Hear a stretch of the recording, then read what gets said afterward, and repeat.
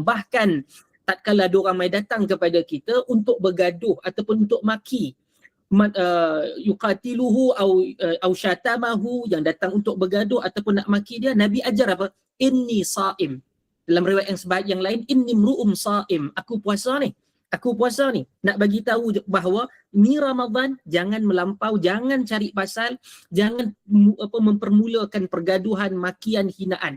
Kerana itu bercanggah dengan adabnya, dengan ajarannya, dengan sunnah Rasul sallallahu alaihi wasallam. Dan ini ingatan kepada semua yang bergaduhnya ke, yang nak menyokong ke, Ramadan itu ada adabnya, ada tata susilanya yang ditetapkan oleh Rasul sallallahu alaihi wasallam.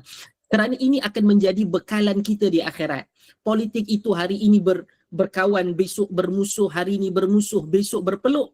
Maka janganlah merugikan akhirat yang pasti kita akan pergi dengan politik kepartian yang tidak pun pasti dalam masa 24 jam boleh berubah. Maka letakkan dalam minda, dalam kesedaran hati dan perasaan, akhirat itu lebih utama dan lebih penting untuk menjaga tata susila dalam bulan Ramadan.